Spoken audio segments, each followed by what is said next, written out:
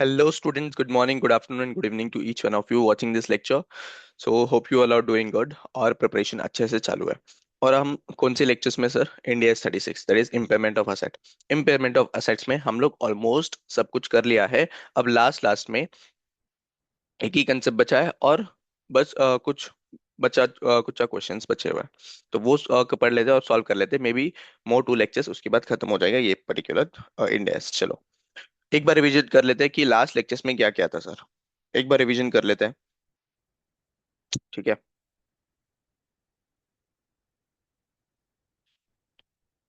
हमने last lecture में sir corporate asset का सब कुछ देखा था। कॉर्पोरेट एसेट को कैसे कैसे करेंगे हम। How will do corporate asset. Corporate asset का क्या ही होगा। ठीक है, we started with corporate asset which is nothing but head office होगा या फिर रिसर्च सेंटर्स हो गए। ये सारे क्या है, कॉर्पोरेट एसेट है। ये कॉर्पोरेट एसेट क्या है, directly attributable to cash flows नहीं है, दैट इज इनडायरेक्टली हेल्प करता है अपने CDOs to generate the cash flows. इसको भी इंपेयरमेंट करना होता है। ठीक है, तो फिर इसमें दो केस देखे थे। One is allocable case and other one is unallocable case, right. ये दोनों चीजें देखे थे। जब अलोकेबल होगा sir, if we can allocate this particular corporate asset to the CTUs, तो फिर उस केस में कैसे करेंगे हम। उसको अलोकेट कर देंगे बेस्ड ऑन कैरिंग अमाउंट। जो carrying amount of CDU, carrying amount के सीडीयू सीडीयू की कैरिंग अमाउंट पे हम क्या करेंगे, कॉर्पोरेट एसेट को अलोकेट कर देंगे। आफ्टर दैट मुझे मिल जाएगा revised carrying amount, right. Revised carrying amount after corporate asset, after allocation of corporate asset मुझे रिवाइज कैरिंग अमाउंट मिलेगा। तो फिर उसको मैं कंपेयर करूंगा with recoverable amount in case my recoverable amount my recoverable amount is less than my carrying amount. तो फिर उस केस में क्या होगा, इन दैट केस मेरा क्या रहेगा, इम्पेयरमेंट लॉस रहेगा सर। और उस इम्पेयरमेंट लॉस को मैं क्या करूंगा, उस इम्पेयरमेंट लॉस को मैं अपने सीजीयू और कॉर्पोरेट असेट में बांट दूंगा, right, in the ratios of carrying amount, in the ratios of carrying amount. Then एक और चीज यहाँ पे ध्यान देने की चीज क्या है सर, यहाँ पे हम जब अलोकेट करेंगे, इनिशियली जब हम अलोकेट करेंगे कैरिंग कॉर्पोरेट असेट को, तो उस केस में क्या देखना पड़ेगा sir, whether the lifes of the assets CGU, whether the life of the CGU are same. Same है तो फिर अलोकेट कर दो बेस्ड ऑन कैरिंग अमाउंट। अगर सेम नहीं है तो फिर मुझे यहाँ पे वेटेड एवरेज निकालना पड़ेगा, वेटेड एवरेज निकालना पड़ेगा। यानी कैसे करेंगे सर, कैसे करेंगे हम, कैरिंग अमाउंट ले लूंगा, right. Carrying amount into useful life, जितना भी सीजीओ है carrying amount into useful life आएगा। और यूजफुल लाइफ के बेसिस में इन दोनों को मल्टीप्लाई करने के बाद जो अमाउंट आएगा, ये अमाउंट के बेसिस में मैं कैरिंग अमाउंट को अलोकेट कर दूंगा। This was about allocable corporate asset. Other one was unallocable, that is which can't be allocated to particular CGO. इस केस में क्या करना पड़ेगा सर, मुझे इंडिविजुअली, सबसे पहले इंडिविजुअली मुझे क्या करना पड़ेगा, इंपेयर करना पड़ेगा। सेकंड, इंडिविजुअली इंपेयर हो गया, फिर उसके बाद लास्ट में मुझे टोटल रिकवरेबल अमाउंट मिलेगा। फर्स्ट तो क्या करूंगा, इंडिविजुअली इंपेयर करूंगा, राइट। फिर उसके बाद क्या करेगा, फिर उसके बाद टोटल मुझे कैरिंग अमाउंट आ जाएगा। क्या मेरे पास टोटल रिकवरेबल अमाउंट होगा क्या, यस, टोटल रिकवरेबल अमाउंट होगा। जब टोटल रिकवरेबल अमाउंट होगा तो फिर टोटल कैरिंग अमाउंट और इन दोनों को जब कंपेयर करूंगा सर, यहाँ पे मुझे मिल जाएगा, क्या मिलेगा, इम्पेयरमेंट लॉस है तो इम्पेयरमेंट लॉस मिलेगा। अब ये जो इम्पेयरमेंट लॉस है वो किसको एडजस्ट करूंगा मैं, सिर्फ और सिर्फ मेरा कॉर्पोरेट असेट को एडजस्ट करूंगा। क्यों, क्योंकि हमने सीडीओ को ऑलरेडी इंपेयर करके आ गए ना, सीडीओ को पहले ही इंपेयर करके आ गए। उसके बाद इंपेयरमेंट होने के बाद कैरिंग अमाउंट कंसिडर कर रहा हूँ यहाँ पे मैं सीडीओ का। तो उसके लिए लास्ट में जो मेरा आएगा, after comparing the total carrying amount with the total recoverable amount, जो भी इंपेयरमेंट लॉस आएगा उसको मैं कॉर्पोरेट एसेट में एडजस्ट कर दूंगा, राइट। पक्का याद आ गया सब कुछ जो हमने कल किया था, हमने जो कल किया था याद आ गया। चलो, let's start this lecture with a question. Question से स्टार्ट करते कॉर्पोरेट एसेट का। क्वेश्चन नंबर, उसके पहले क्वेश्चन नंबर 12।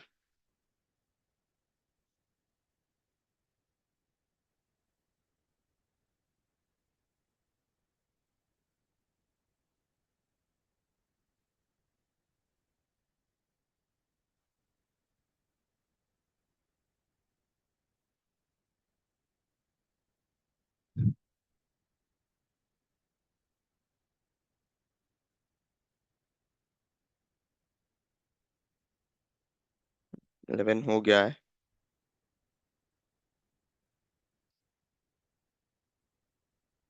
ये वाला क्वेश्चन नंबर 12 शायद से मैंने यहाँ पे लिया है।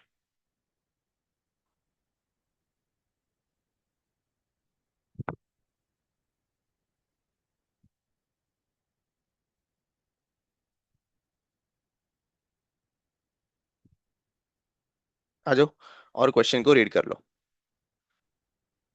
दिख रहा है स्क्रीन? क्वेश्चन को एक बार रीड यस कर sir. Low.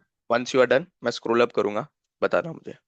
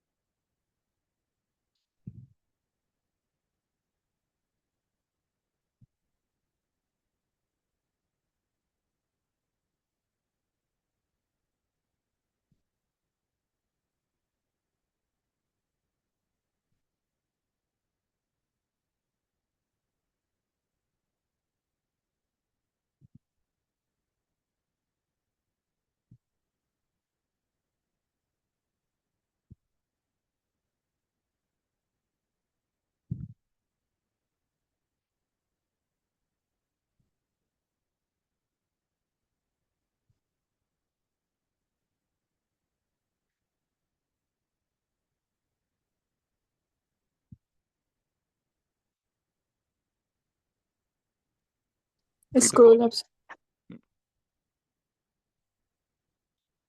People watching in YouTube, do subscribe the channel.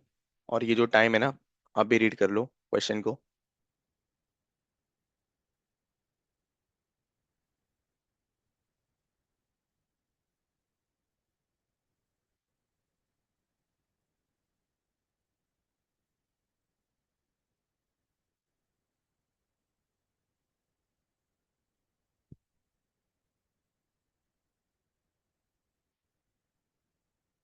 Done sir. Done. चलो हम रीड करें क्वेश्चन को साथ में, देख लेते हैं क्या कौन सा क्वेश्चन है। ये इंपॉर्टेंट क्वेश्चन है, ऐसे पकड़ लो। जो वैल्यू इन यूज कंप्यूट करना है ना हमें, ये क्या है? Nothing but value in use. Value in use का कंप्यूटेशन है, which is a high level question. LDR question ले लो। अगर in case value in use compute करने का कुछ आया तो फिर ऐसा क्वेश्चन आ सकता है। देखो, E Limited owns a machine used in manufacturing of steering wheels which are sold directly to major car manufacturers। अच्छा, स्टेयरिंग व्हील्स, स्टेयरिंग मतलब कार का स्टेयरिंग जो होता है ना, वो कार का व्हील्स मैन्युफैक्चर करते हैं और कार को डायरेक्टली सोल करते हैं, ठीक है, सेल कर देते हैं। The machine was purchased on 1st April X1, 1st April X1 को परचेस किया था, ठीक है, at a cost of 5 lakh through a vendor financing arrangement on which interest is being charged at the rate of 10% per annum। अच्छा sir, यहाँ पे कम financing component भी है और मशीन का क्या दिया है, कॉस्ट दिया है। तो हम फाइनेंसिंग कंपोनेंट भी रहा तो क्या करते हैं हम कैश प्राइस ही कंसिडर करते हैं ना, जो है ना ये कैश प्राइस है, right? This is cash price. तो हमने देखे आया था कि कोई भी चीज हो, इंडिया 16 में देखा था, राइट? क्या कि मेरा अगर असेट अगर फाइनेंसिंग अरेंजमेंट के अंडर ले रहा हूँ तो फिर उस केस में क्या होना, उसमें किसमें क्या होगा कि जो भी असेट है उसका कैश प्राइस कंसिडर करेंगे for the purpose of asset calculation, मतलब पीपीई के में कैपिटलाइज करने, और जो भी फाइनेंसिंग अरेंजमेंट है, यानी इंटरेस्ट हुआ, फाइनेंस कॉस्ट हुआ, इसको क्या करते हैं, पीएनएल में ट्रांसफर करते हैं। Okay, very good. फिर उसके बाद during the year ended 31 March X3, E Limited sold 10,000 steering wheels at a selling price of 190 पर व्हील। अच्छा, एज ऑन 31 March X3 को कितना, 10,000 स्टीयरिंग व्हील्स बेच दिया है, कितना, 190 में, ठीक है, ये एक इन्फॉर्मेशन मिला। The most recent financial budget approved by E limited management covering the period 1st April to the X3 to 31st March X8, यानी कितना, बजट कितने साल का दे रहे हैं यहाँ पे बजट दे रहे हैं 5 इयर्स का, बराबर है ना। 5 इयर्स का, X3 से लेके X8 तक दे रहे, तो फिर 5 इयर्स का बजट दे रहे यहाँ पे। क्या करके, including that the company expects to sell each steering wheel at 200, यानी सेलिंग प्राइस कितना है, 200 में बेचेंगे during X3 and X4, X3 and X4. The price rising in later years in line with the forecast of inflation of 3%. नहीं समझा sir? यानी क्या बोल रही है यहाँ पे, जो भी मैनेजमेंट है उन्होंने फोकास्ट किया क्या, 5 साल का डेटा फोकास्ट किया। ठीक है। याद है वैल्यू इन यूज का, वैल्यू इन यूज का एक इंपॉर्टेंट फैक्टर क्या था सर, अगर हम फोकास्ट कर रहे हैं या फिर हम एस्टिमेट कर रहे हैं, तो फिर हम कैश फ्लोज या जो भी है, कैश फ्लोज या सेलिंग प्राइस जो भी है, अप टू 5 इयर्स तक अपन एक्सपेक्ट कर सकते हैं। अप टू 5 इयर्स हम एस्टिमेट कर सकते हैं या फोकास्ट कर सकते हैं। यहाँ पे बराबर 5 इयर्स का एस्टिमेट किया। ठीक है। फिर उसके बाद आगे क्या बोल रहा है कि एक व्हील कितना, 200 का भेजेगा कब, X3 X4 में, X3 X4 में एक व्हील 200 में बेचेगा। उसके बाद सब्सिक्वेंटली यानी क्या, X4 X5 X6 X7, इसमें 200 + 3%, ठीक है, इन्फ्लेशन ऐड होगा। फिर वापस ये जो अमाउंट आएगा इसका +3%, समझ रहा है, यही करने वाले हम, टू एडजस्ट द इन्फ्लेशन। ठीक है। तो स्टार्ट करें क्या, हम डायरेक्टली जो जो इन्फॉर्मेशन दिया ना उसके साथ हम बनाते चलेंगे।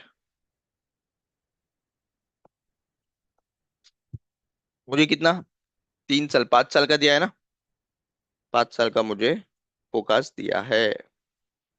कौन से ईयर का, X3 X4, right, X4 X5 X5 X6 X6 X7, ठीक है, और उसके बाद X7 एंड X8, राइट। तो फिर यहाँ पे मुझे सेलिंग प्राइस तो मिल गया ना, कहाँ से मिला सर, ये देखो ना यहाँ पे बजट कर रहे हैं ना। Expects to sell each steering wheel for 200, 200 रुपए का बेचेंगे X3 X4 में, X3 X4 में कितना, 200 रुपए। फिर उसके बाद आगे क्या होगा, उसके बाद आगे सर 3% से मेरा इन्फ्लेशन ऐड होगा, तो ऐड करके बताओ कितना आएगा, 3% से X4 X5 X6 में।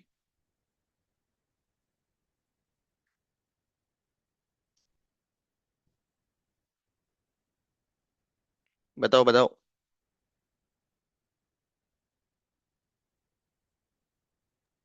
206। 206, राइट। फिर उसके बाद 206 + 3%, ये आ जाएगा 212। 212। फिर उसके बाद 3%, 5 आ गया, 219। 108। ठीक है। फिर उसके बाद 3%, 225। चलो हमारे पास तो cash flow, sorry selling price आ गया हमारे पास। ठीक है। फिर आगे क्या बोल रहा है, during the year ended 31 March, X4 E limited expects to sell 10,000 wheels, steering wheels, यानी 31 मार्च X4 को यहाँ पे क्या एस्टिमेट कर रहा है कि 10,000 स्टीयरिंग व्हील्स बेच देगा। Okay, the number is forecast to increase by 5% each year until 31 March X8, यानी क्या, यहाँ पे सेल यूनिट्स बता रहा है, जो है ना यहाँ पे सेल यूनिट्स बता रहा है, यानी क्या कि यहाँ पे देखो 31 मार्च X4 को ई लिमिटेड क्या कर रहा है कि 10,000 का स्टेयरिंग व्हील्स हमें बेचेंगे करके एस्टिमेट कर रहा है। उसके बाद और बोल रहा है कि एवरी ईयर ये 5% से बढ़ेगा, एवरी ईयर 5 ईयर से 5% से बढ़ेगा। तो फिर इससे मुझे क्वांटिटी मिल गया, क्वांटिटी मिल गया क्या, क्वांटिटी, तो कितना था फर्स्ट ईयर में, 10,000, राइट, फर्स्ट ईयर में 10,000। उसके बाद 5% से बढ़ेगा सर, 10,000 +5%, कितना आएगा, 10,000 +5%, 10,500। फिर 10,500 का 5% कितना आएगा बताओ, 11025, 11025 +5%, 11576। 11576। 11576 +5% कितना होगा, बोलो, बराबर आ रहा है क्या, 121। One two 1215। 155। ठीक है, यहाँ तक समझ में आ गया सर। तो फिर इससे मुझे टोटल सेल्स वैल्यू मिल जाएगा क्या? हम्म, मेरा टोटल सेल्स वैल्यू मिल जाएगा क्या? क्या करूंगा, ए इंटू बी, वही करूंगा ना, ए इंटू बी। तो फिर फर्स्ट का कितना आएगा? 200, 3 4, तो ये कितना आ गया? 20 lakhs, राइट। सेकंड वाले का करो, 4 और 5 का कितना आएगा बताओ total sales value?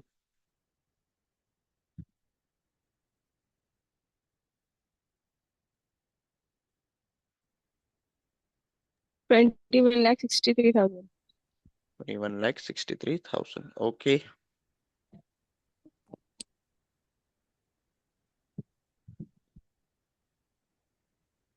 23,37,300। Okay, very good. फिर आगे। 25,35,144।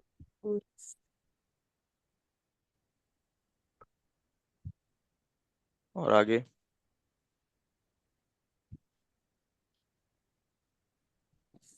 2734875, राइट। यही आया आंसर? नहीं, कुछ तो गलती हुआ। 1255225 875, यस, यही आ गया। देख लो कैलकुलेशन एक बार, सही है क्या? Yes sir. हम्म, यहाँ तक हो गया। यहाँ तक बहुत सिंपल था। क्या था? मुझे सेल्स का प्राइस दिया था, फिर उसके बाद सेल का क्वांटिटी दिया था, उसमें इन्फ्लेशन एडजस्ट करना था, तो फिर हमने एडजस्ट करके सब कुछ कर दिया। अब आगे बोल रहा है, E limited estimates that each steering wheel cost ₹160 to manufacture, which includes 110 variable cost, 300 fixed cost and 20 rupees transportation cost. अच्छा, यहाँ पे कॉस्ट का इन्फॉर्मेशन दिया है। तो स्टेरलिंग व्हील का जो है ना, कितना कॉस्ट आ रहा है? 160 का।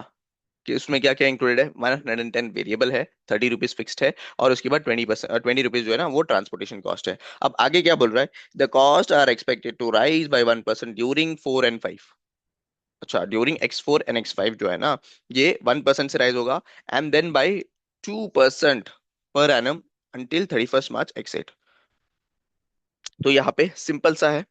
मेरा कॉस्ट कितना है sir? What is my cost? 160। ये मेरा 160 का कॉस्ट है। X4 X5 में 1% से बढ़ेगा bye 1% during X4 and X5। उसके बाद वाला जो है, उसके बाद जो है ना, 2% से बढ़ेगा। ये बराबर है क्या? Yes, 160 plus 1%। Just a minute, question में कुछ तो गड़बड़ हुआ है यहाँ पे।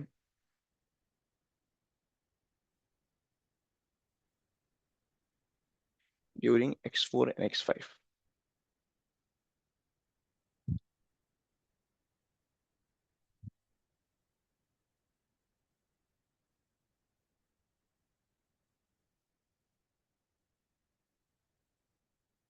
ठीक है, ओके, बराबर है। तो यहाँ पे क्या हुआ है? कॉस्ट जो है वो राइज होगा कितना? 1% से ड्यूरिंग 4 and 5, और उसके बाद जो है ना 2% से राइज होगा सर। तो यहाँ पे आ जाओ नीचे, यहाँ पे डी कॉस्ट, यहाँ पे ओवरहेड्स लिख देते हैं, ठीक है। तो 3 and 4 में सेम रहेगा, दैट इज 160। 3 and 4 में 160, क्योंकि 3 and 4 में कुछ ऐसा बोला नहीं कि कुछ इंक्रीज आने वाला है, सेम रहेगा 160। फिर उसके बाद एक्स, कहा गया, X4 and X5 में 1% से बढ़ेगा सर। तो 160 प्लस 1%, कितना आ गया? बोलो कितना आएगा? 160 प्लस 1%, 161.6। 161.6 को राउंड ऑफ कर दो 162 में, ठीक है। फिर उसके बाद 162 प्लस उसके आगे क्या बोल रहा था? 2% से बढ़ेगा, 2% से बढ़ेगा ना। 162 प्लस 2%, कितना आएगा? 165, राइट। तो 165 को और 2% से बढ़ाओ। क्यों सर? ये सारा इन्फ्लेशन हो रहा है, प्लस 2%। तो 168, 168, ओके। फिर उसके बाद 168 को और 2% से बढ़ाओ, कितना आ गया? 168 प्लस 2%, कितना? 171। यहाँ तक समझ में आ गया? हम्म। Yes sir. चलो आगे देख रहे हैं क्या करें। During X5 X6 the machine will be subject to regular maintenance of 50,000। यानी X5 X6 में मुझे मेंटेनेंस चार्जेस इंकर करना पड़ेगा।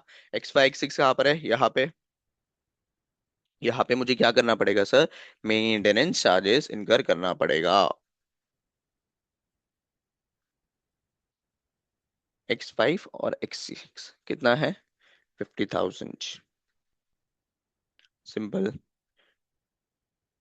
फिर आगे क्या है, in X3 X4 E limited expects to invest in new technology costing to 1 lakh. ठीक है। यहाँ पे X3 X4 में ई लिमिटेड क्या कर रहा है, न्यू टेक्नोलॉजी में इन्वेस्ट कर रहा है for rupees 1 lakh. This technology will reduce the variable cost of manufacturing each steering wheel from 110, जो 110 है, to 200, and the share of fixed overheads from 30 to 15, subject to availability of technology which is still under development. ये क्या है, यहाँ पे ये भी estimate कर रहा है कि अगर मैं न्यू टेक्नोलॉजी लाता हूँ मेरे बिजनेस में, तो फिर उस केस में मेरा जो कॉस्ट है वो कम हो जाएगा, कॉस्ट कम हो जाएगा। लेकिन यहाँ पे क्या बोल रहे हैं, subject to availability of technology which is still under development, अभी तक आया नहीं, अभी तक आया नहीं। तो फिर इस केस में इसका को जो भी कॉस्ट है उसको हम कंसिडर नहीं करेंगे। क्यों सर, क्यों। वैल्यू इन यूज कंप्यूट करने के टाइम में याद है, सिर्फ और सिर्फ क्या करते हैं हम, cash flows and salvage value, सिर्फ सिर्फ और सिर्फ कैश फ्लोस और सैल्वेज वैल्यू, इसी को कंसिडर करके हम वैल्यू इन यूज निकलते हैं, उसके अलावा जो भी कॉस्ट है उसको इंक्लूड नहीं करते। ठीक है। आगे क्या है, E is depreciating the machine using the straight line method over the machine's 10 years estimate useful life. The current estimate based on similar assets that have reached the end of the useful life of disposal proceeds from selling the machine is rupees 80,000 net of disposal cost. He expect to dispose the machine at the end of exit। तो यहाँ पे simply क्या दे रहा है हमें, यहाँ पे simply हमें बोल रहा है कि सर ये हमारा रेसिडुअल वैल्यू है। क्या है, ये हमारा रेसिडुअल वैल्यू है, कितना है, 80,000 का। कितना है सर, रुपीज 80,000। कैश इनफ्लो कितना है, X8 में 80,000। ठीक है। ये हमारा टोटल इंफॉर्मेशन है, और कुछ दिया है क्या, यस। क्या दिया है, E Limited has determined a pre-tax discount rate 8%, okay, which reflects the market assessment of the time value of money and the risk associated with the asset। चलो यहाँ पे क्या दिया है, प्री टैक्स रेट डिस्काउंट दिया है। तो बताओ प्री टैक्स रेट है क्या, हम पोस्ट टैक्स लेते हैं for the purpose of value in use, value in use compute करना है, हम कौन सा रेट लेते हैं, प्री टैक्स लेते हैं या पोस्ट टैक्स लेते हैं, बोलो। Pre tax. Pre tax, very good. और यहाँ पे टैक्स रेट भी दिया है, टैक्स रेट कुछ यूजफुल ही नहीं है ना। क्यों सर, हम तो प्री टैक्स लेते हैं, पोस्ट टैक्स हमें कुछ लेना देना नहीं है। चलो यहाँ पे आ जाओ और आगे करते हैं हम।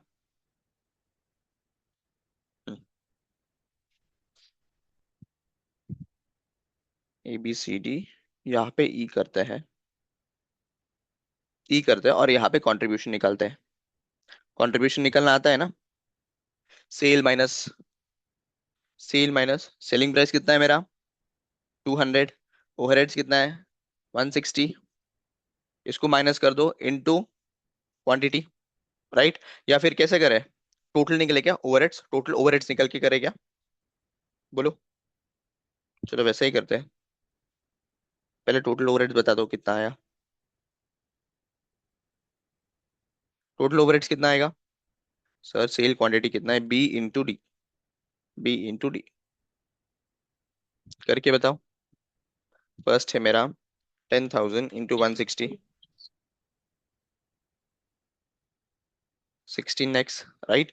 फिर उसके बाद आ जाएगा मेरा 10,500 इंटू 162, ये हो जाएगा, 17।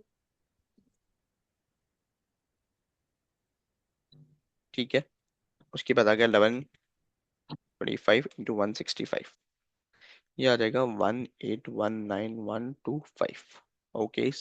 फिर उसके बाद 11576 इंटू 168, 144,768, ठीक है। फिर उसके बाद 125 इंटू 171, ये आ जाएगा 078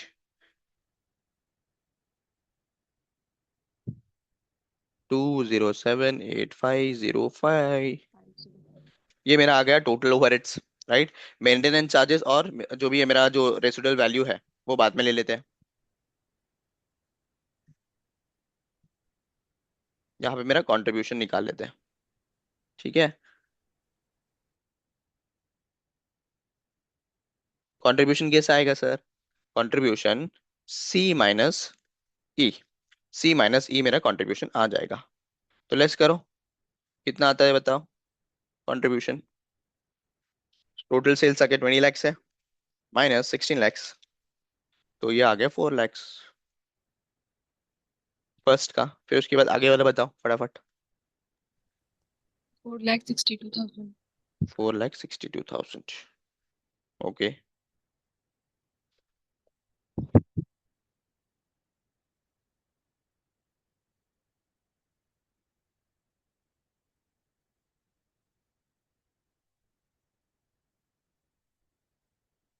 हम्म, आगे कितना? 51। 518,175। Very good. आगे 52535।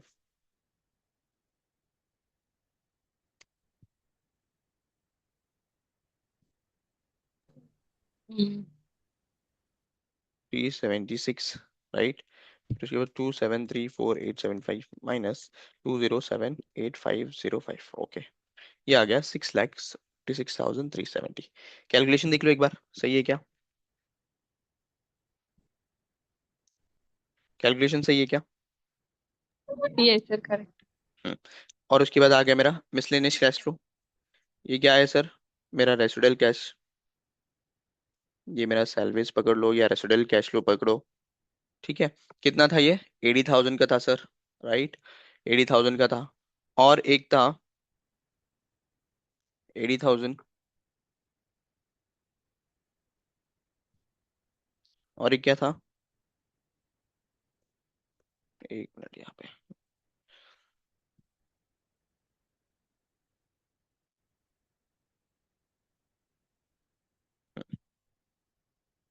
ये था 80,000 का। एच में क्या था? मेरा मेंटेनेंस चार्जेस।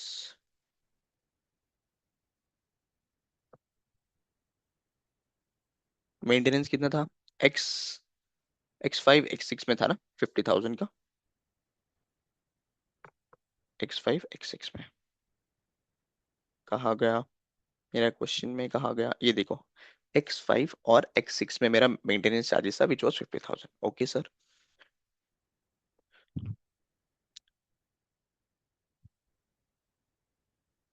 ये आ जाएगा टोटल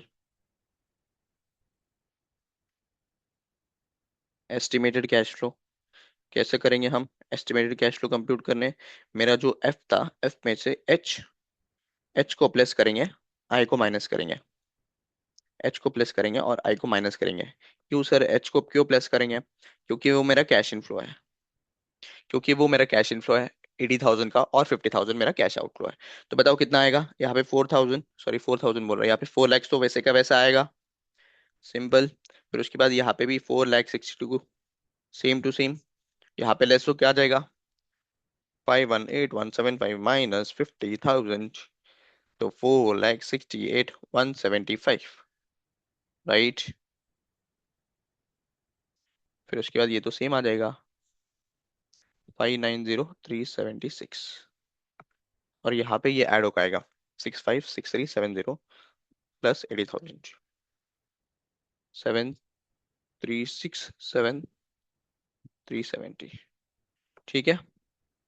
समझ रहा है?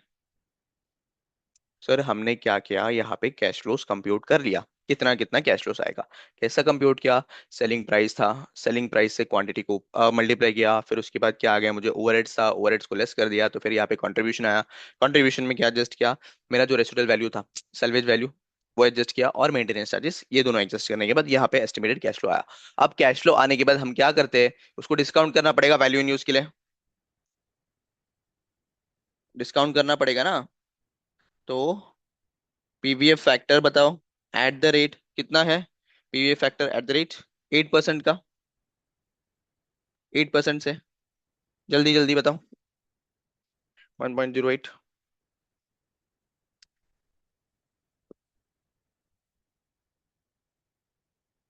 बताओ पीवीएफ फैक्टर कितना होगा।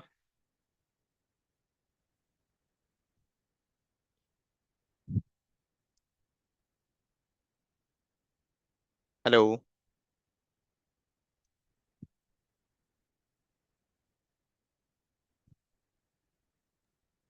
1 सेकेंड। हम्म।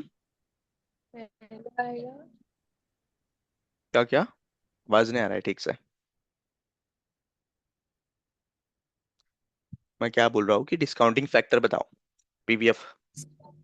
पीवीएफ। 8% के हिसाब से कितना आएगा। समझ रहा है ना जो बोल रहा हो, क्या करना है। टोटल एस्टिमेटेड कैश फ्लो समझ गया कैसा निकालना है ये वाला। Yes sir. अभी उसको क्या करना पड़ेगा, वैल्यू इन यूज कंप्यूट करने हम डिस्काउंट करते हैं ना। तो फिर डिस्काउंट। डिस्काउंट, हाँ। तो हम्म। फर्स्ट ईयर का 0.926। 0.926, ओके। फिर उसके बाद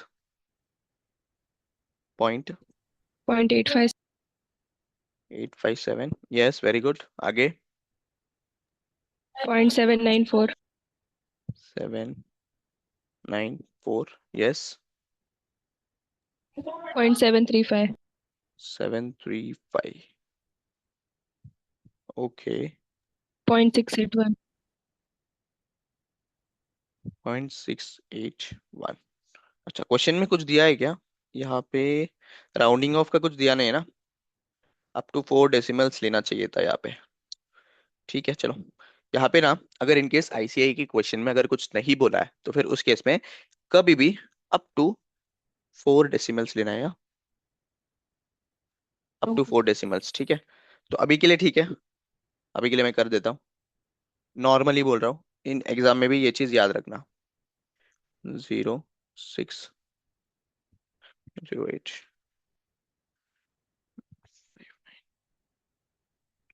259,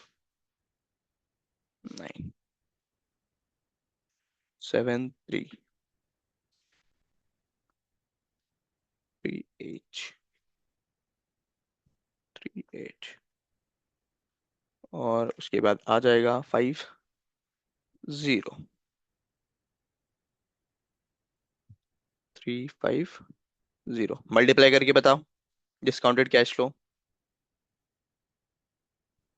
मेरा आ जाएगा यहाँ पे discounted cash flow 4 lakhs into 9259, ये आ जाएगा 370360।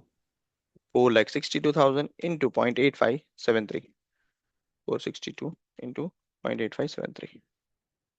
तो ये आ जाएगा 39306073। ओके। फिर 468175 इंटू 7938, ये आ जाएगा 371637। ठीक है, 590376 इंटू 0.7350, ये आ जाएगा 433,926।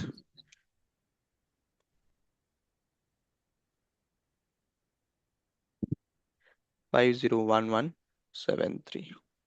ठीक है, this is a total discounted cash flow. इन सब को ऐड कर लो। तो इन सब को ऐड करने के बाद मुझे क्या मिल जाएगा, मेरा यूज, वैल्यू इन यूज। तो मेरा यहाँ पे क्या आ जाएगा, वैल्यू इन यूज। इन सब को ऐड करके बताओ कितना आ रहा है मुझे।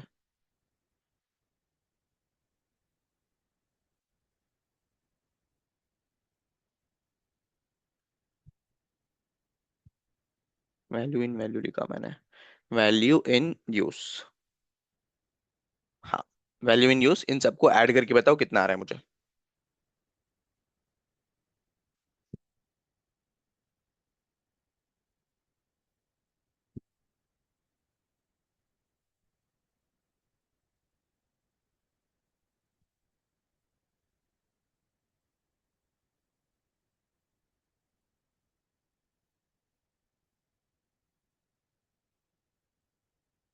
कितना आ रहा है? 20 lakh 7 1 6 twenty 9 lakhs 20 lakhs 73 73 1 6 9। 169, this is our value in use. यही हमें कंप्यूट करना था। बस कुछ नहीं, क्वेश्चन एक लेंदी था, वो डिटेल प्रोजेक्ट स्टार्टिंग पॉइंट से दिया हमें। हर बार कैश फ्लो जो है ना वो कंप्यूटेड होता था, यहाँ पे हमें कैश फ्लो कंप्यूट करना पड़ा। एक बार रिवाइज करवा लेता हूँ क्वेश्चन। क्वेश्चन में क्या दिया था सर? जो वेंडर है E limited is a vendor of steering wheels. ठीक है, वो डायरेक्टली किसको? कार मैन्युफैक्चरिंग कंपनी को दे देता है। देन यहाँ पे उसने मशीनरी लिया, वो पूरा ठीक है, रामायण है। अब आगे क्या है?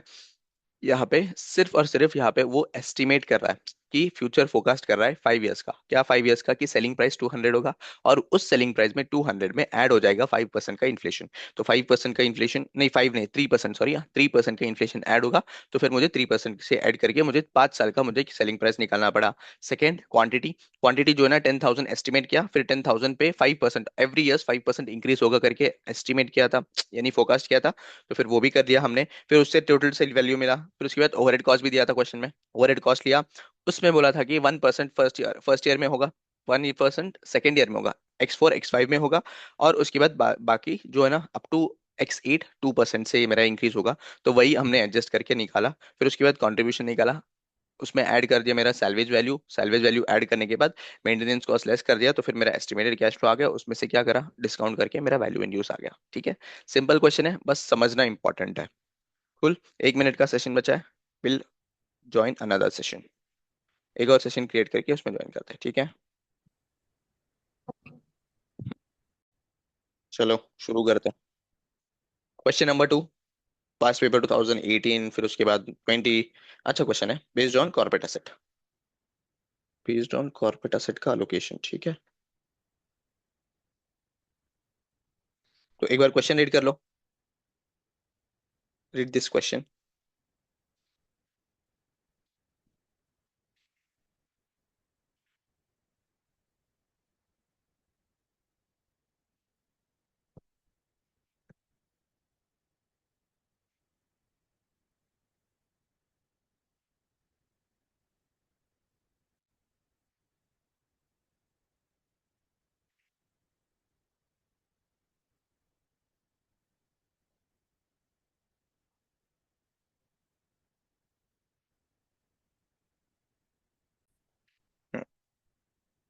चलो देखो, ABC Limited has three cash generating units. A, B, C. The carrying amount of which as on 31st March X1 are as follows. ठीक है, ABC Limited के पास तीन कैश जनरेटिंग यूनिट है, ABC।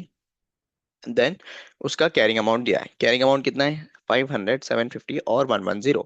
और उसका रिमेनिंग यूजफुल लाइफ दिया है। One thing to notice यार, यहाँ पे क्या है सर? वो चीज वो चीज ये है कि यहाँ पे remaining useful life are different. ठीक है, यहाँ पे रिमेनिंग यूजफुल लाइफ जो है ना वो डिफरेंट है। आगे, ABC Limited has two corporate asset having remaining useful life of 20 years. Okay, remaining years 20, remaining useful life इसका 20 years है corporate asset का। X और Y, corporate asset X और Y, उनका कैरिंग अमाउंट दिया है। अब देखो ये इंपॉर्टेंट है। क्या इंपॉर्टेंट है sir? The carrying amount of X, X का जो कैरिंग अमाउंट है can be allocated on reasonable basis, that is pro rata basis to the individual cash generating units. यानी X जो है यहाँ पे, X is an allocable corporate asset. X is an allocable corporate asset. और बोल रहे हैं यहाँ पे रेशियो, रेशियो कैसा रहेगा? रेशियो, रेशियो रीजनेबल बेसिस में रहेगा, बराबर। रेशियो जो है ना reasonable basis money carrying amount के बेसिस में होगा। आगे क्या बोल रहा है? The carrying amount of Y cannot be allocated on reasonable basis the individual cash generating unit. यानी ये नॉट अलोकेबल केस है, मतलब अलोकेबल नहीं है। तो यहाँ पे ये है ना टोटल CTU लेवल पे देखना पड़ेगा। ठीक है, टोटल एंटिटी लेवल बोल दूं मैं। क्यों? क्योंकि एंटिटी में आ जाता है CGU। टोटल एंटिटी में यानी टोटल कैरिंग अमाउंट, फिर उसके बाद टोटल रिकवरेबल अमाउंट, बराबर। उसमें से हम क्या करते हैं? फिर उसके बाद इम्पेयरमेंट देखते हैं। आगे क्या है? रिकवरेबल अमाउंट दिया है। देखो, recoverable amount as on 31 March X1, generating A का 600, बी का 900, सी का 1400। यहाँ पे इंडिविजुअली भी दे दिया, और टोटल ABC लिमिटेड का 3200 भी दे दिया सर। अब आगे बोल रहा है calculate impairment loss if any. और डेसिमल्स को इग्नोर करना है, यानी क्या, राउंड ऑफ करना है, हर एक चीज हमें राउंड ऑफ करना है। ओके, क्वेश्चन सिंपल है। हमने जो कॉर्पोरेट एसेट का देखा था, उसमें दोनों केसेस भी कवर्ड है यहाँ पे, उसका दोनों केसेस भी कवर्ड है। आ जाओ, सोल्यूशन सॉल्व कर सकते हैं। ठीक है, सबसे पहले हम क्या करेंगे, x is अलोकेबल।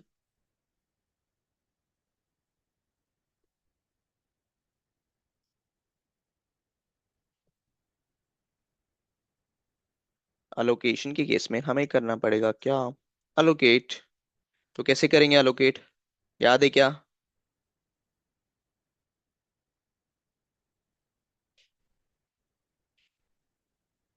Corporate asset, allocation of corporate asset. यहाँ पे एक छोटा सा नोट दे दूं मैं, क्या नोट है वो,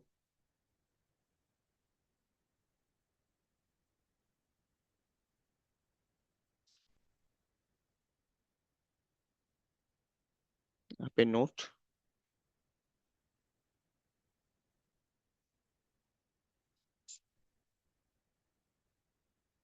allocation of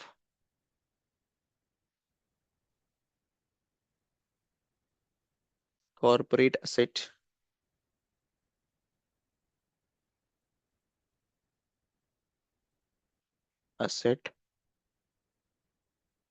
X will be based on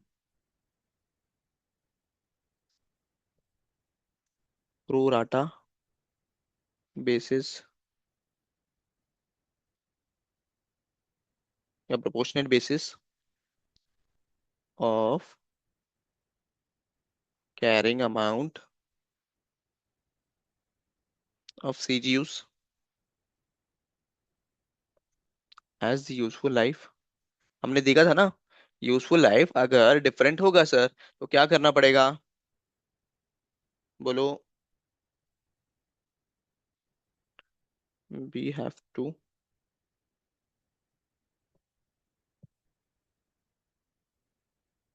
बोलो, अगर डिफरेंट यूजफुल लाइफ रहेगा तो फिर क्या करेंगे भूमि।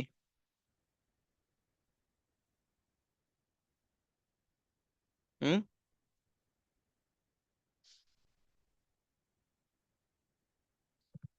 देखो यहाँ पे क्या था सर, यहाँ पे कैरिंग अमाउंट दिया है मुझे, बराबर, और यहाँ पे उसका रिमेनिंग यूजफुल लाइफ दिया है। यहाँ पे ये जो है ना रिमेनिंग यूजफुल लाइफ अलग अलग है, बराबर।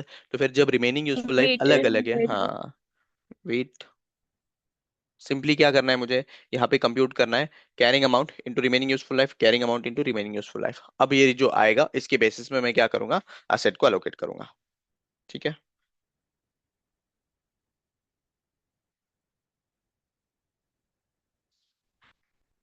Just a minute.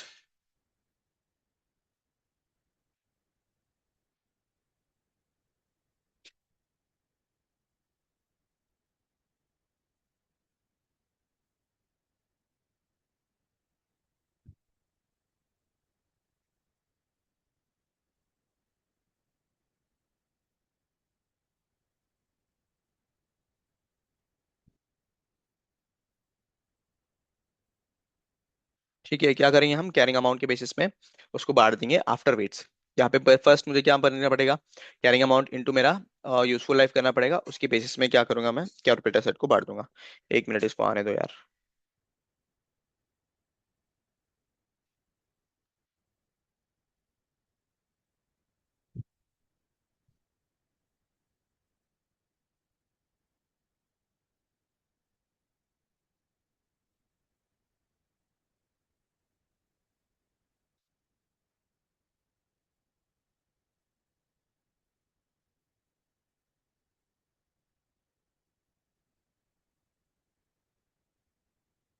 तो आ जाओ,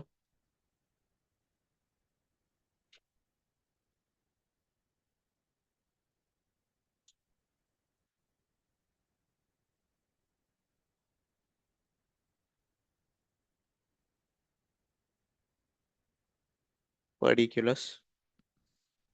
ठीक है, मेरे पास कौन सा है, ए है, बी है एंड सी है। ओके, तो इनका कैरिंग अमाउंट है क्या मेरे पास, यस सर, कैरिंग अमाउंट्स है। कितना कितना है? 500, 500, 750, 500, 750, और कितना है? 110, 1100। ठीक है, यही है। ओके। इसका यूजफुल लाइफ है क्या? यस सर, यूजफुल लाइफ है। यूजफुल लाइफ कितना है? 10 ईयर्स, 20 ईयर्स और 20 ईयर्स। तो यहाँ पे रेशियो क्या निकल के आएगा? रेशियो निकल के आएगा सर 1:2:2। कैसे किया सर? ये देखो, एक जीरो, दो जीरो, तीन जीरो को कैंसिल किया, बस वही किया, और कुछ नहीं किया।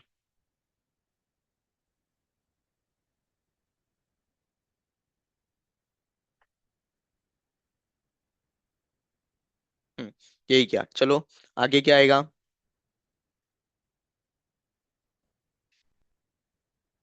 क्या करूंगा मैं?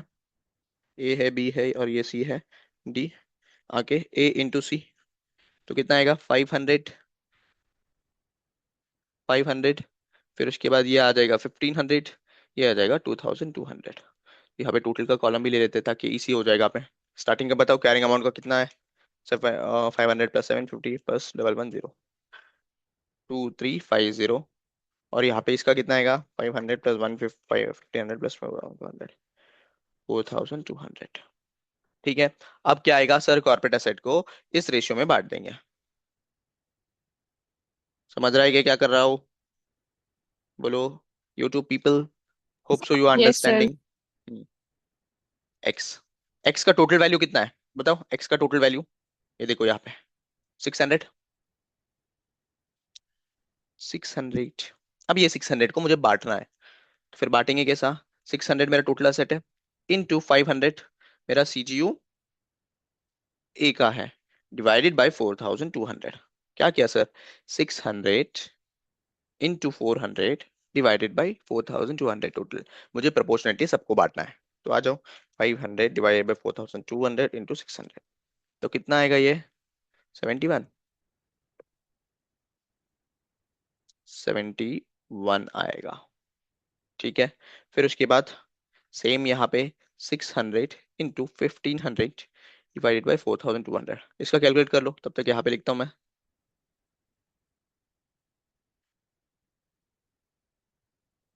बताओ कैलकुलेट करके। 214।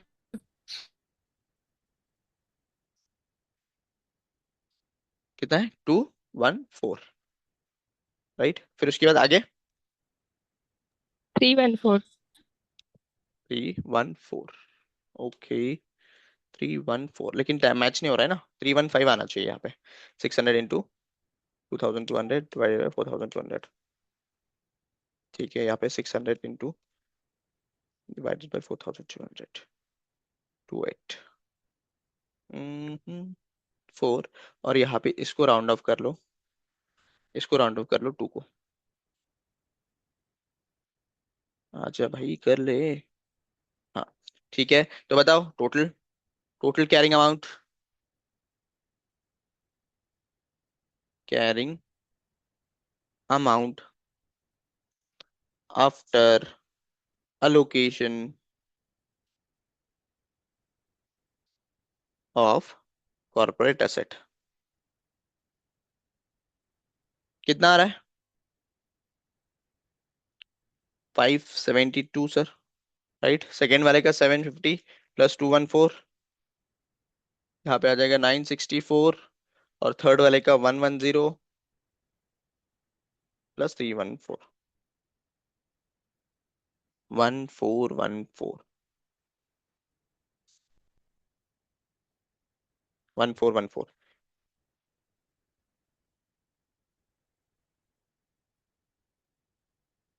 तो ये आ जाएगा 2950। ठीक है।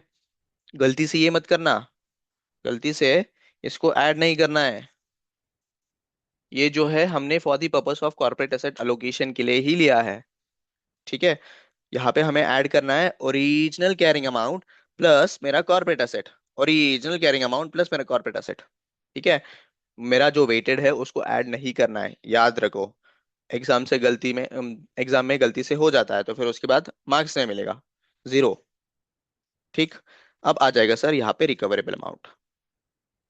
अब यहाँ पे रिकवरेबल अमाउंट क्वेश्चन में दिया है मुझे, रिकवरेबल अमाउंट क्वेश्चन में दिया है सर, यहाँ पे देख लो। A B yes. सी का 600, 900 एंड 1400। 600, 900 एंड 1400। इसका कितना आ गया? 600 प्लस 900 प्लस 1400, तो ये आ गया 2900। अब बताओ मेरा यहाँ पे इम्पेयरमेंट लॉस कहाँ कहाँ पे है?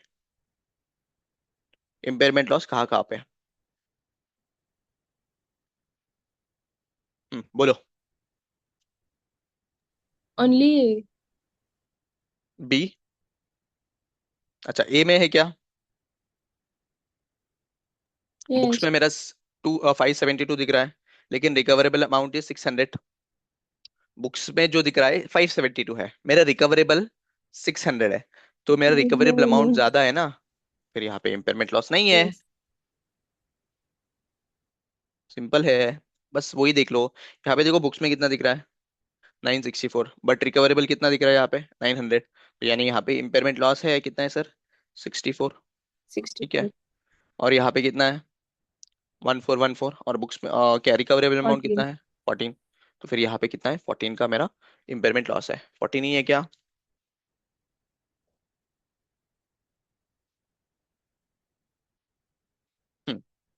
इम्पेयरमेंट लॉस है सर। ओके। 64 and 14, right.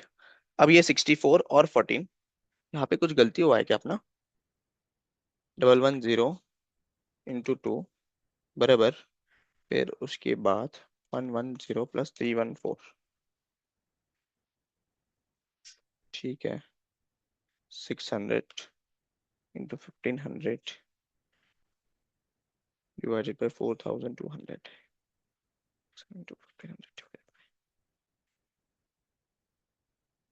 214 बराबर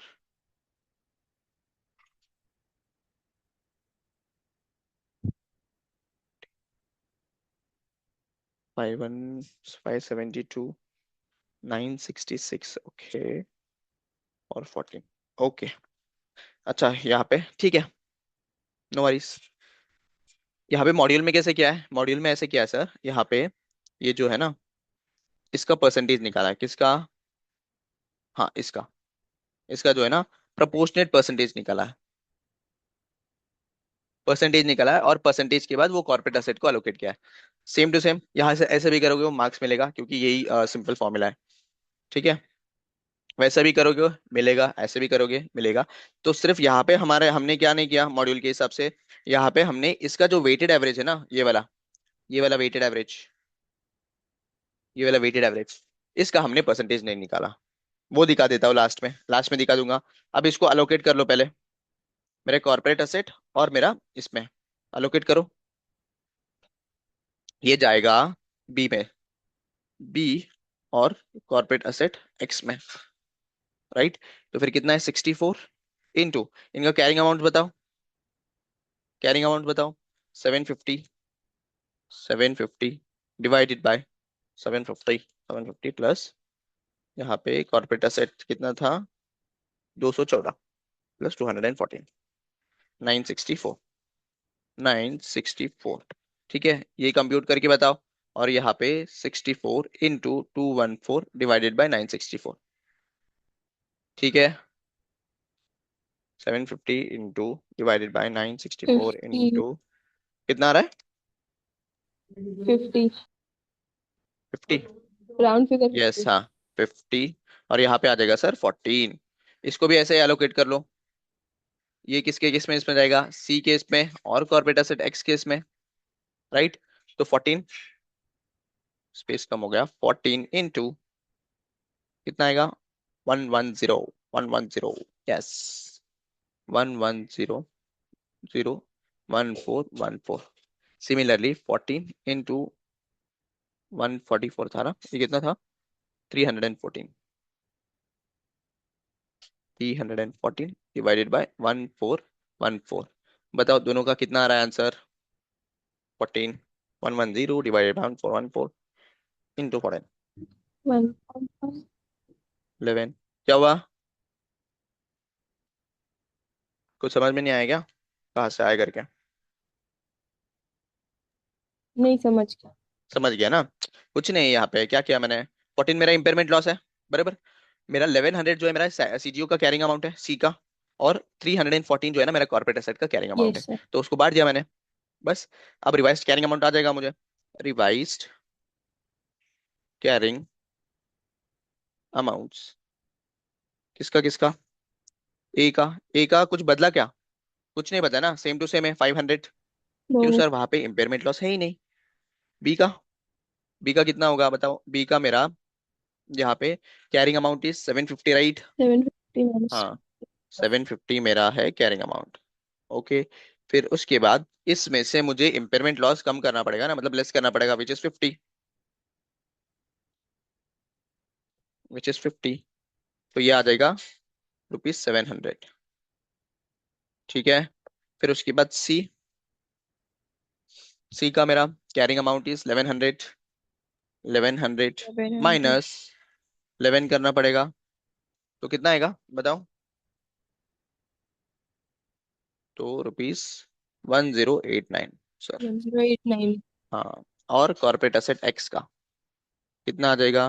कॉर्पोरेट एसेट कितना, 600 का था ना? 600 में से मेरा दोनों लॉस लेस कर दूंगा। कौन से लॉस है सर? यहाँ पे 14 का और यहाँ पे 3 का। 14 प्लस 3। हाँ, 14 और ये 3। तो कितना आ गया ये? 600 माइनस 14 माइनस 3, ₹583। 583। ये हो गया सर इंडिविजुअल बेसिस में। समझा क्या क्या किया? देखो क्या किया, सिंपली मैंने कैरिंग अमाउंट ले लिया। कैरिंग अमाउंट में मुझे वेट्स निकालना है, क्यों? यहाँ पे डिफरेंट यूजफुल लाइफ से, डिफरेंट यूजफुल लाइफ से उसके लिए वेट्स लिया। वेट्स लेके मैंने क्या कंप्यूट किया, यहाँ पे कैरिंग अमाउंट, कॉर्पोरेट एसेट को कैसे अलोकेट करना है। अलोकेट करने के बाद टोटल क्या कैरिंग अमाउंट आ गया after allocation of corporate asset. फिर उसके बाद रिकवरेबल अमाउंट से कंपेयर किया, तो मेरा यहाँ पे इम्पेयरमेंट लॉस आ गया। इम्पेयरमेंट लॉस को मैंने अलोकेट कर दिया बिटवीन सीजीयू एंड मेरे CGU and corporate asset based on the carrying amounts. ठीक है। अब आ जाएगा second, second impairment of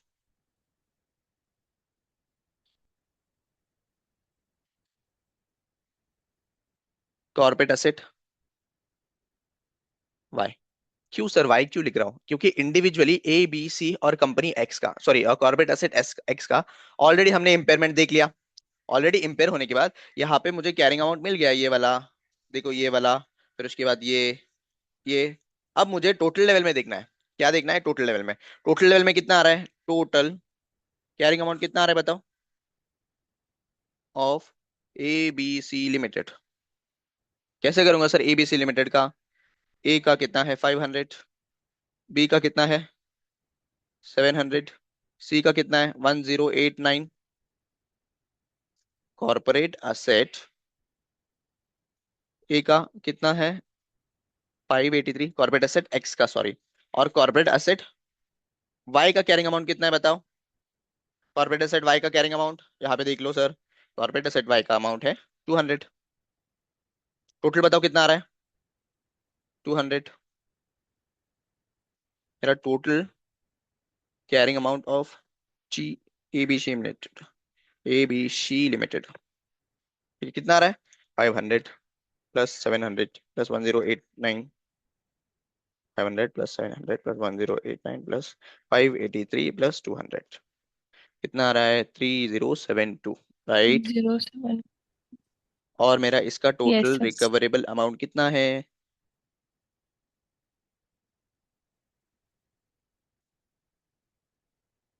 total recoverable amount है सर, यहाँ पे दिया है क्वेश्चन में, कितना है? 3200। आ जाओ नीचे। ये आ जाएगा 3200। तो बताओ, बुक्स में मेरा 3072 दिख रहा है, और मेरा रिकवरेबल अमाउंट है 3200। तो क्या यहाँ पे इम्पेयरमेंट लॉस है क्या? No sir. नो। तो इम्पेयरमेंट लॉस जीरो। जीरो। क्यों जीरो है सर? आ जाओ यहाँ पे लिखते हैं, as the carrying amount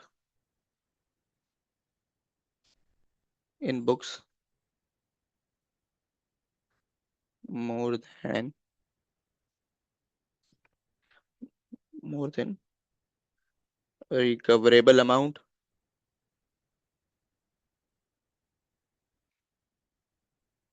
there will be no impairment loss. ठीक है, समझ गए क्वेश्चन? इजी था क्वेश्चन।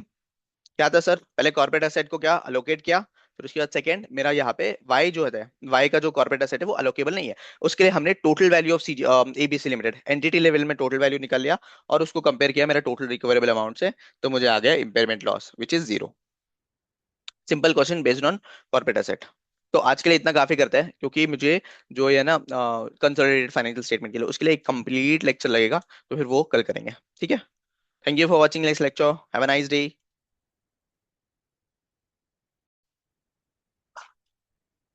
चलो,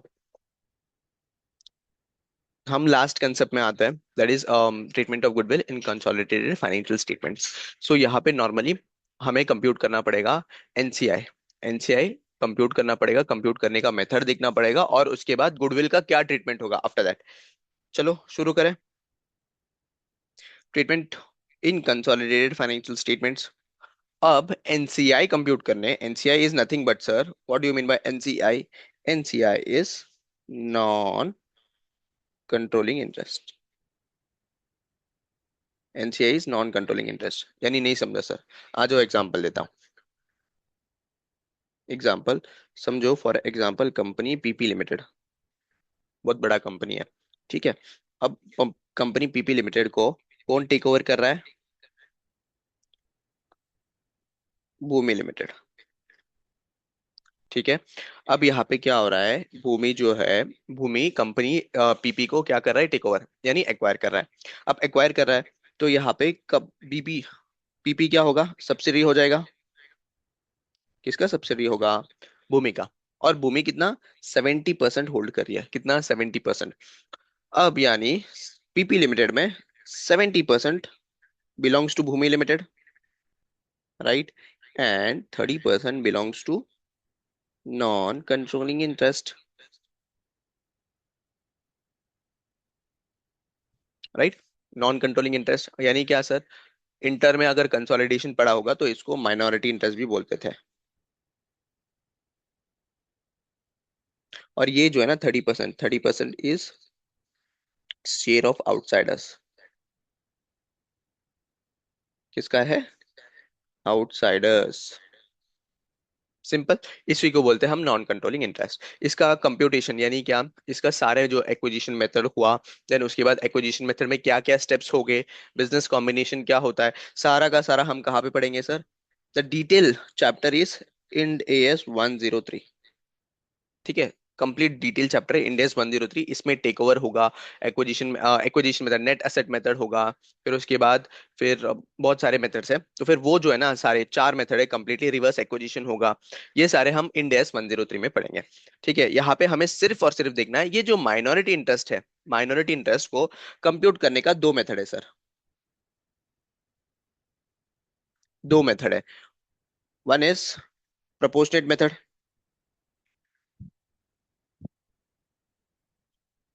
ठीक है, and other one is fair value method. हाँ जी, क्या हुआ?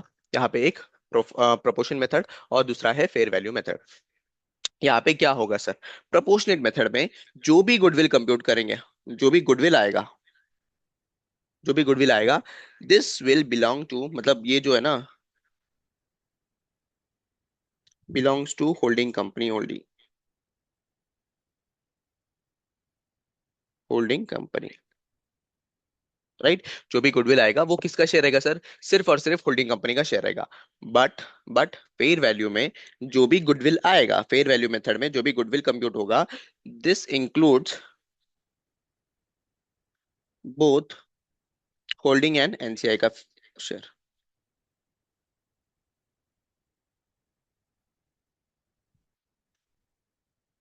समझा क्या बोला? फिर इसका एग्जांपल देखते हैं। क्या है सर? सिंपल है, मुझे यहाँ पे माइनॉरिटी, सबसे इंपॉर्टेंट चीज माइनॉरिटी, यानी क्या, एक कंपनी दूसरा कंपनी को जब एक्वायर करेगा, यहाँ पे एक्विजिशन हो रहा है, भूमि लिमिटेड पीपी लिमिटेड को एक्वायर कर रहा है, कितना परसेंट कर रहा है? 70% एक्वायर कर रहा है ना, 70%। ठीक है, अब क्या हुआ, भूमि लिमिटेड का कंपनी पीपी जो है ये सब्सिडी बन गया। ठीक है, सबसे बढ़ने का कंडीशंस जो भी है ना, वो भी इंडिया 103 में हम डिस्कस कर लेंगे। 70% belongs to Bhumi limited which is an holding company, and 30% belongs to outsiders, जो है ना बाहर के जो आउटसाइडर्स है, छोटे मोटे आउटसाइडर्स रहेंगे, तो फिर उन लोगों का ये शेयर्स है। इसी को हम प्यार से बोलते हैं क्या सर, नॉन कंट्रोलिंग इंटरेस्ट या माइनॉरिटी इंटरेस्ट। ठीक है, यहाँ पे हम हिंड एस में हम नॉन कंट्रोलिंग इंटरेस्ट हम बुलाते हैं, एएस में हम माइनॉरिटी इंटरेस्ट बोल देते हैं। अब इसको कंप्यूट करने का मेथड दो है सर, कंप्यूट करने का दो मेथड है, एक है प्रोपोर्शनल मेथड और एक है फेयर वैल्यू मेथड। इसका जो लॉजिक है इंडेस 103 में, एक डिटेल में समझेंगे क्यों सर, वहां पे लॉजिक बैठेगा तुम्हें कैसा, स्टार्टिंग से लेके एंडिंग तक एक एक चीज लिंक करके पढ़ेंगे, यहाँ पे तुम्हें लिंक नहीं बैठेगा। सिर्फ यहाँ पे याद रखना कि जो भी यहाँ पे गुडविल आएगा, प्रोपोर्शनेट मेथड में गुडविल आएगा, this belongs to my holding company, सिर्फ और सिर्फ होल्डिंग कंपनी का शेयर रहेगा। और फेयर वैल्यू मेथड में क्या होगा, जो भी गुडविल कंप्यूट करेंगे वो जो गुडविल है वो दो लोगों का होगा, एक होगा होल्डिंग का और एनसीआई का, दोनों का भी होगा। चलो सर इसका एग्जांपल लेते हैं। एग्जांपल किसका है सबसे पहला, प्रपोर्शनेट मेथड का। ठीक है, समझो, company A acquired company B.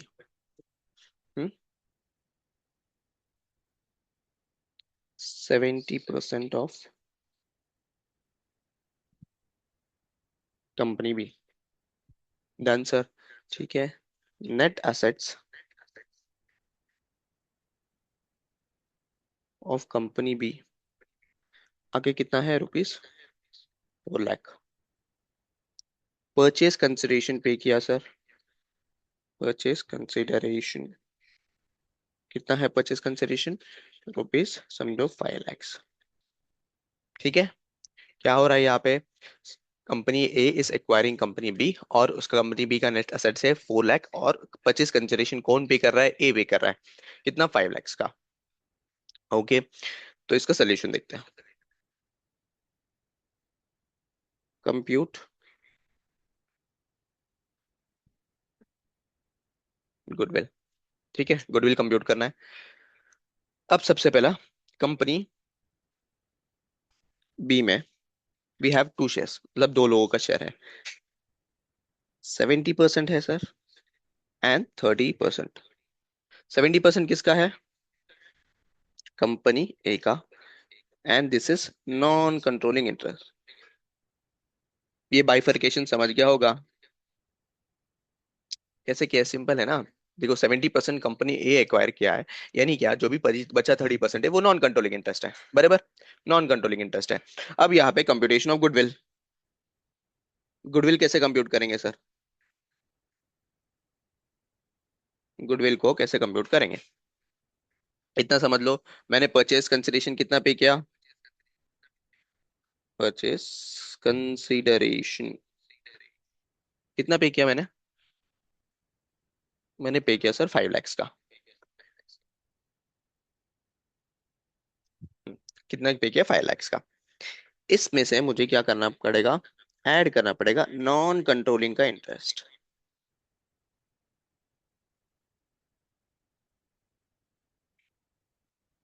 ठीक है, नॉन कंट्रोलिंग इंटरेस्ट ऐड करना पड़ेगा, इसका जर्नल एंट्री के थ्रू भी देखेंगे, हम यहाँ पे सिर्फ टेबुलर फॉर्मेट में देख रहे हैं। अब नॉन कंट्रोलिंग इंटरेस्ट का अगर हम प्रोपोर्शनेट मेथड में कंप्यूट कर रहे हैं, तो फिर उस केस में क्या करेंगे सर, नेट एसेट का जो भी पोर्शन बनता है, दैट इज नेट एसेट का 4 लाख का 30%, नेट एसेट का जो भी बनता है 4 लाख इंटू 30%, कितना आता है, देखो देखो देखो, 4 lakhs इंटू 30%, कितना है सर, 1 लाख 20। तो ये मेरा आ गया टोटल पोर्शन। यहाँ पे क्या किया सर, कुछ नहीं समझा, कुछ नहीं, होल्डिंग का जो परचेज कंसिडरेशन है, यानी होल्डिंग ने कितना पे किया है, प्लस आउटसाइडर्स का पोर्शन, ये मैंने टोटल वैल्यू निकाल लिया, ये आ गया टोटल मेरा। इसमें से मेरा इसका कंपनी बी का नेट एसेट्स लेस कर दूंगा। जब नेट एसेट्स लेस करूंगा कितना है, 3 lakhs है क्या, 4 lakhs है ना, कंपनी बी का 4 lakhs लेस करूंगा तो यहाँ पे मेरा गुडविल आ जाएगा सर। यहाँ पे मेरा गुडविल आ जाएगा, कितना आएगा sir? 1,20,000।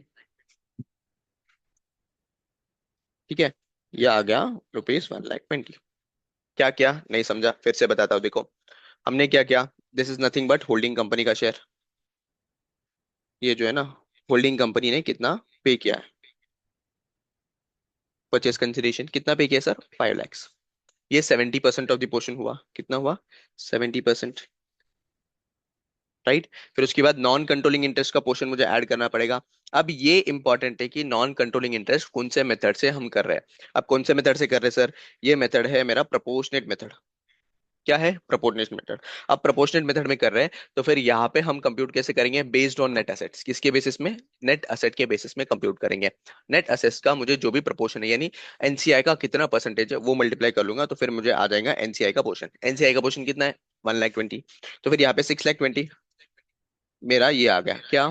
Total 100% of company B, कितना कंसिडरेशन हमने कंपनी को बी को दिया। ठीक है, उसमें से उसका नेट एसेट लेस कर दिया तो मेरा गुडविल आ गया 1,20,000। अब ये जो गुडविल आया है, ये जो गुडविल आया है, this belongs to holding company only. ये जो आया है, ये बिलोंग किसको करता है? सिर्फ सिर्फ होल्डिंग कंपनी का शेयर है। अब ये होल्डिंग कंपनी का शेयर है, तो इसका आगे प्रोसीजर भी है। ठीक है, इतना समझ गया क्या कि प्रोपोर्शनेट मेथड से हम जब भी कंप्यूट करते हैं हमें क्या मिलेगा सर? गुडविल, गुडविल मिलेगा होल्डिंग कंपनी का। अब इसका लॉजिक क्या है सर? लॉजिक तुम्हें सिर्फ यहाँ पे बेसिक अंडरस्टैंडिंग के लिए बताता हूँ कि क्या है इसका पूरा का पूरा जो ढांचा है वो कहाँ पे करेंगे? इंडियस 103 में। यहाँ पे हम क्या कर रहे हैं? सिर्फ सिर्फ कंपनी बी का नेट एसेट्स है, नेट एसेट्स का बाइफरकेशन ले रहे हैं। क्या है यहाँ पे कर रहे हैं कि नेट एसेट्स का जितना भी बाइफरकेशन बन रहा है वो ले रहे हैं। तो फिर यहाँ पे नेट एसेट्स का बाइफरकेशन यानी ये देख लो, 6,20,000 में, 6,20,000 में यहाँ पे दो चीजें, 70% of holding company and 30% of NCI. ठीक है, एनसीआई का जो है सिर्फ नेट एसेट्स ऑफ बी है। नेट एसेट्स है ना, सिर्फ सिर्फ सिर्फ नेट एसेट्स है। और यहाँ पे 70% में परचेस कंसिडरेशन है। Purchase consideration in the sense यानी सर यहाँ पे इंक्लूडिंग क्या है? परचेज कंसिडरेशन यानी net assets value, net assets value minus something, sorry plus net assets plus एक और कुछ वैल्यू, एडिशनल वैल्यू है ना, विच is nothing but goodwill. Which is nothing but goodwill, लेकिन एडिशनल वैल्यू है। राइट, समझ रहा है कि क्या बोल रहा हूँ? यहाँ पे सिर्फ नेट एसेट्स है। राइट, यहाँ पे सिर्फ नेट एसेट्स है एनसीआई का।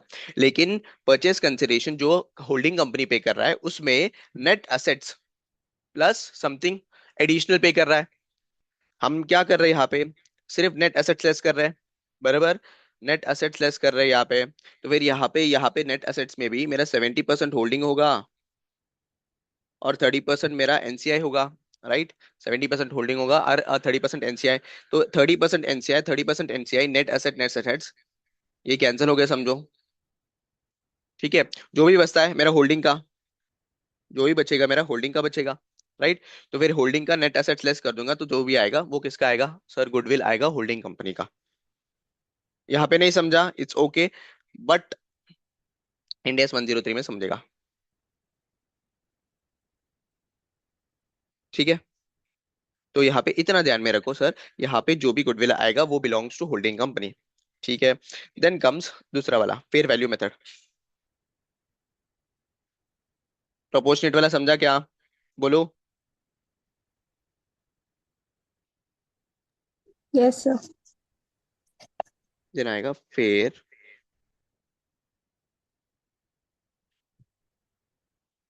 Fair value method.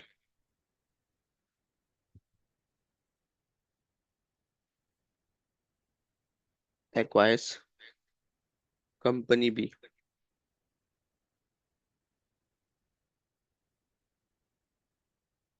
80%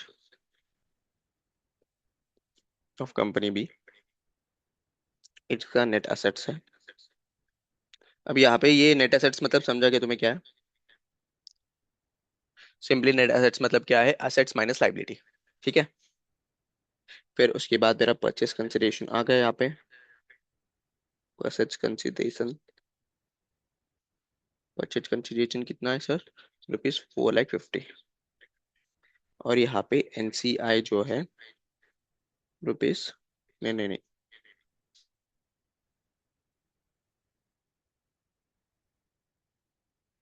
NCI is valued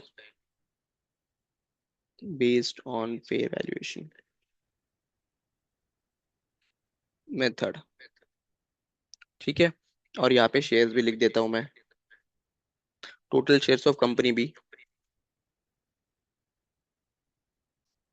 1 lakh shares है।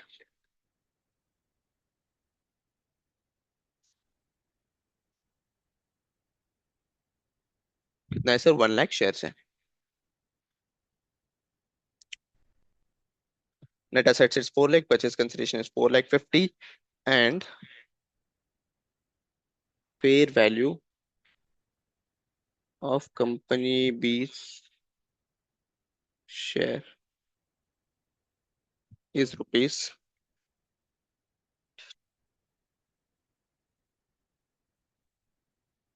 20। तो क्वेश्चन समझा क्या?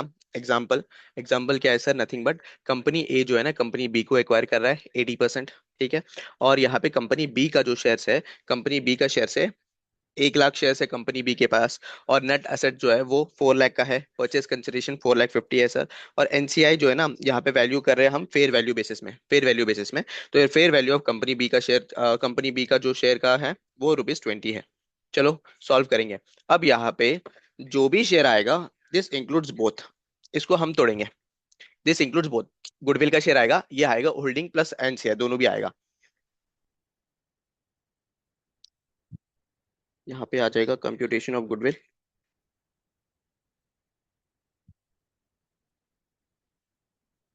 ठीक है।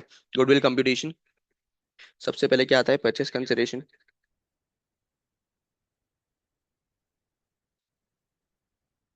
परचेज कंसिडरेशन कितना है? 4,50,000। बराबर। फिर ऐड करूंगा यहाँ पे मैं एनसीआई का पोर्शन। ठीक है, एनसीआई। अब एनसीआई जो आ रहा है कितना है? 1 लाख शेयर्स, 1 लाख शेयर्स है सर, इंटू 80%। 80% यानी क्या? 80% या इंटू नहीं, 20 आएगा ना।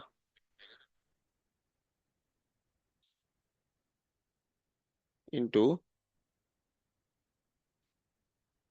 20%, 20% यानी क्या? 80% होल्ड्स होल्डिंग कंपनी, 80% जो है वो होल्डिंग कंपनी के पास है। जो भी बचा हुआ है वो मेरा किसका है सर? नॉन कंट्रोलिंग इंटरेस्ट का। तो फिर मेरे पास शेयर्स कितना है सर? यहाँ पे मेरे पास शेयर्स है 20,000 का शेयर्स। और इसका जो फेयर वैल्यू है किसका? कंपनी बी का। कंपनी बी का fair value is 20। Company B का फेयर वैल्यू इज 20। तो 20,000 इंटू 20 कितना आ गया? 4 लैक्स।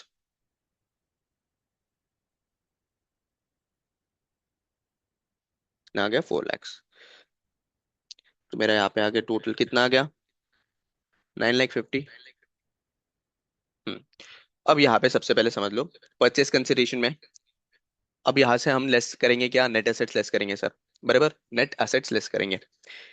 यानी इसके पोर्शन में से एक पोर्शन होगा नेट एसेट्स लेस होने वाला, एक होगा गुडविल। बराबर। और यहाँ पे जो लेस होगा, ये हम फेयर वैल्यू के बेसिस में किया है, नेट एसेट्स के बेसिस में किया है क्या? नहीं ना। नेट एसेट्स के बेसिस में करते तो फिर नेट एसेट्स कैंसिल हो जाएगा। बट यहाँ पे एनसीआई जो है ना, ये फेयर वैल्यू के बेसिस में हो रहा ₹20। This also includes net assets और गुडविल, दोनों भी आएगा सर।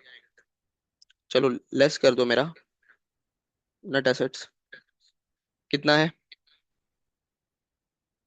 4 लाख का।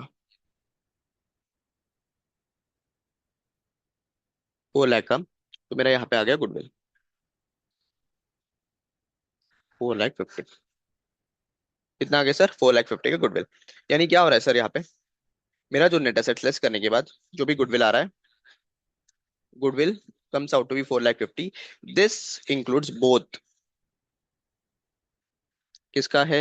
ये मेरा होल्डिंग का भी है और एनसीआई का भी है। कितना पोर्शन में? 80% एंड 20%।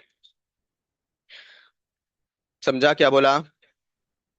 तो यहाँ पे सिंपली दो मेथड है, एक प्रोपोर्शनेट मेथड और fair value method. Proportionate method में हम क्या करते हैं, जो भी गुडविल आएगा सर, जो भी गुडविल आएगा वो आएगा मेरा किसका, होल्डिंग कंपनी का। And other one is fair value method. Fair value method में क्या होगा सर, फेयर वैल्यू मेथड में जो भी गुडविल आएगा, दिस इंक्लूड्स बोथ, कौन सा, मेरा होल्डिंग कंपनी का और एनसीआई का। ऐसा क्यों हो रहा है सर, ऐसा इसलिए हो रहा है क्योंकि यहाँ पे हम जो नॉन नॉन कंट्रोलिंग इंटरेस्ट है वो कंप्यूट करते हैं बेस्ड ऑन मेरा नेट एसेट्स, ठीक है। यहाँ पे बेस्ड ऑन नेट एसेट्स, जब नेट एसेट्स से कर रहे हैं हम, तो फिर ये नेट एसेट्स है और ये भी नेट एसेट्स है। नेट एसेट्स और नेट एसेट्स जो है नॉन कंट्रोलिंग इंटरेस्ट में सिर्फ और सिर्फ नेट एसेट्स हैं, तो उसको ऑलरेडी लेस कर रहे हैं हम, तो फिर जो भी बचेगा इसका गुडविल बचेगा, किसका, होल्डिंग का, ठीक है। और इसमें जो है यहाँ पे हम फेयर वैल्यू के बेसिस में कर रहे हैं, तो फिर फेयर वैल्यू के बेसिस में क्या होगा कि मेरा जो परचेस कंसिडरेशन में उसमें नेट एसेट्स का वैल्यू प्लस मेरा गुडविल भी होगा, और मेरा एनसीआई में भी नेट एसेट्स और गुडविल भी होगा, तो फिर जो भी एडिशनल वैल्यू है गुडविल दोनों को आएगा, होल्डिंग एंड कंपनी। और यहाँ पे जो सबसे अच्छी बात क्या है, ये कंप्यूटेशन तुम्हें करना नहीं है इस चैप्टर में, बिल्कुल भी नहीं। यहाँ पे सिर्फ अंडरस्टैंडिंग के लिए ये सारे एग्जाम्पल्स लिया मैंने। अब मुझे मेन पार्ट में बढ़ना है। मेन पार्ट, इतना तो समझ गया सर, इतना तो समझ गया मुझे कि एनसीआई जो है दो मेथड में हम कंप्यूट करेंगे, one is proportionate and other one is fair value. Proportionate में गुडविल किसका आएगा सिर्फ, बोलो, होल्डिंग कंपनी का। और यहाँ पे जो गुडविल आएगा ये किसका, होल्डिंग और एनसीए दोनों को भी आएगा, ठीक है। इतना समझ लो, इतना याद रखो इस चैप्टर के लिए, मतलब इस इंडेक्स के लिए, इतना याद रखो, इतना समझ गया सर। अच्छा, यहाँ पे गुडविल आ रहा है सिर्फ किस और सिर्फ किसका, होल्डिंग कंपनी का, और यहाँ पे आ रहा है दोनों का भी, ठीक है। अब यहाँ पे जब प्रोपोर्शनेट आ रहा है होल्डिंग का, तो हम इम्पेयरमेंट कैसे करेंगे सर, इम्पेयरमेंट कैसे करेंगे, उसके लिए एक एग्जांपल लेते हैं।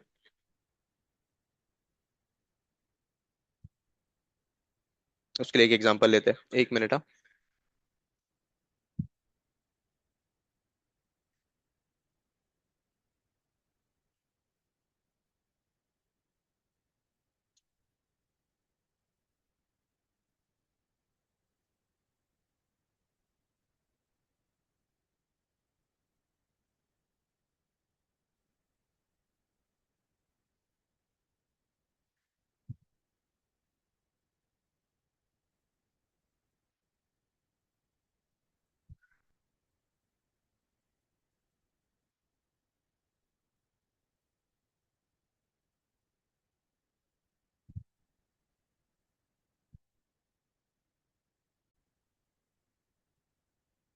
चलो एग्जांपल सॉल्व करें। अब क्या करें sir, impairment.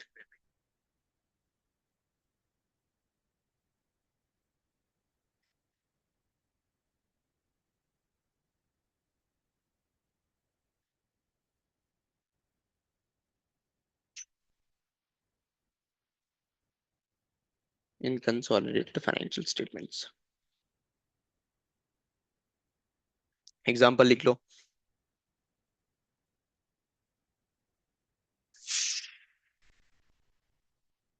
Cost of investment for holding is rupees 4 lakh और एनसीआई इज रुपीज 2 लाख, ठीक है। फिर उसके बाद मेरा नेट असेट्स आ गया, net assets is rupees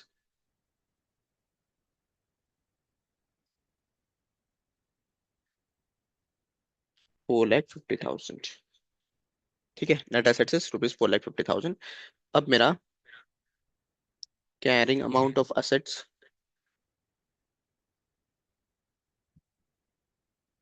is rupees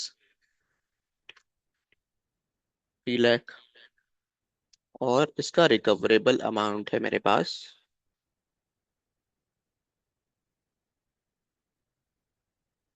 कितना है सर इसका रिकवरेबल अमाउंट, 3,50,000 समझ लो, ठीक है। क्या हो रहा है सर यहाँ पे, सिंपल सिंपल, क्या होल्डिंग का शेयर कितना है, 4 लाख का है, एनसीआई 2 लाख का है, नेट एसेट्स इज 4,50,000, तो यहाँ पे मेरा कैरिंग अमाउंट भी दिया है और रिकवरेबल अमाउंट भी दिया है, ठीक है। आ जाओ इसको सॉल्व करते हैं।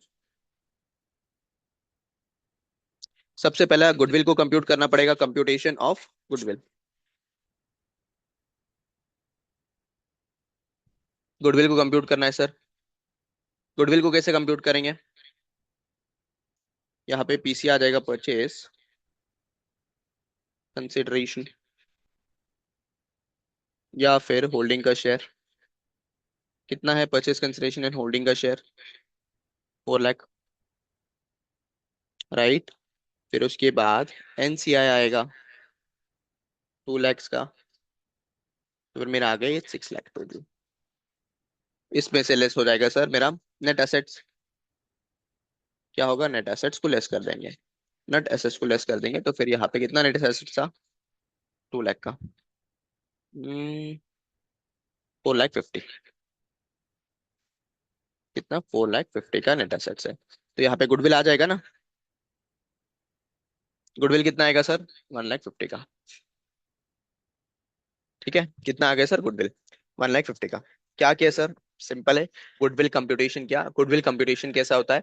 परचेज कंसिडरेशन या होल्डिंग का शेयर प्लस मेरा क्या होगा? होल्डिंग का शेयर यानी ये कॉस्ट ऑफ इन्वेस्टमेंट है, हाँ, प्लस एनसीआई। एनसीआई जो है उसका शेयर, इन दोनों को ऐड कर दूंगा तो टोटल मेरा परचेज कंसिडरेशन आ जाएगा। टोटल कंसिडरेशन आ जाएगा, उसमें से लेस कर दूंगा मैं। उसमें से क्या? नेट एसेट लेस कर दूंगा। जब नेट एसेट लेस कर दूंगा तो फिर मेरा गुडविल आ गया सर 1 लाख 50। ठीक है। अब यहाँ पे मुझे क्या करना है सर? मुझे इम्पेयरमेंट करना है। तो फिर यहाँ पे कंप्यूटेशन ऑफ इम्पेयरमेंट। याद है गुडविल का इम्पेयरमेंट कैसा होता है? Yes sir. Goodwill is allocable, goodwill is not allocable. ठीक है, वो छोड़ो, वो तो डिफरेंट कंसेप्ट है। यहाँ पे कैरिंग अमाउंट आ जाएगा। कैरिंग अमाउंट कितना है मेरा? कैरिंग अमाउंट दिया है क्वेश्चन में, कितना? 3 lakhs।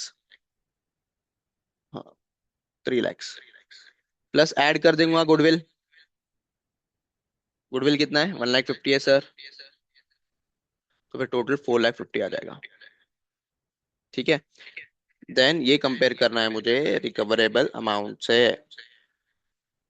रिकवरेबल अमाउंट कितना है? कितना है रिकवरेबल अमाउंट? 3 लाख 50। ये देखो sir, 3 lakh 50।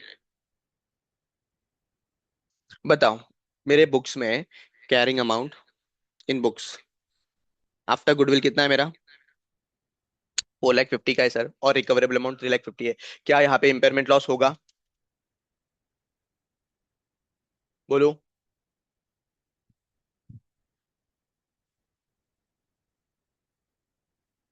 Hello.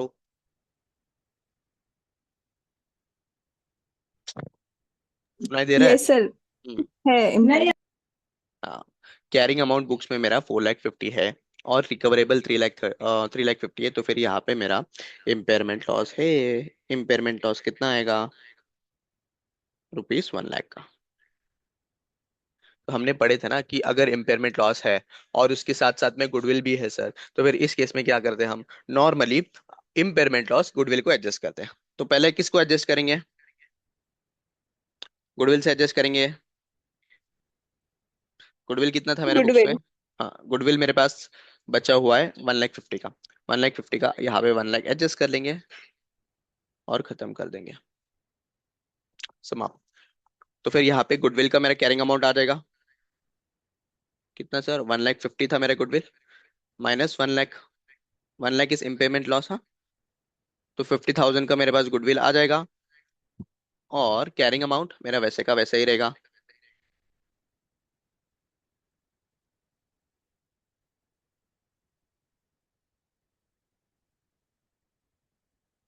Carrying amount,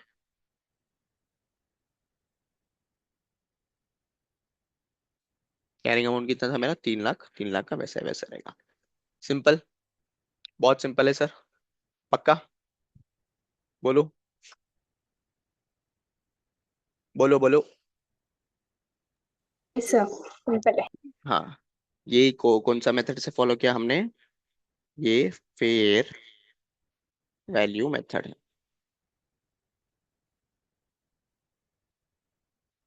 ठीक है। अगर इन केस हम क्या करेंगे, प्रोपोर्शनेट मेथड करेंगे, तो उस केस में क्या होगा सर? कितना मिनट बचा है? 6 मिनट बचा है। प्रोपोर्शनेट मेथड जब करेंगे तब क्या होगा?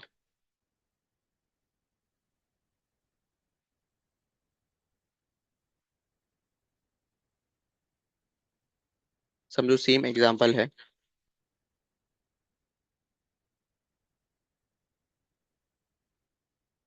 ठीक है, सेम एग्जांपल है। हमें क्या करना पड़ेगा सर? गुडविल कंप्यूट करना पड़ेगा। यहाँ पे डायरेक्टली क्या था?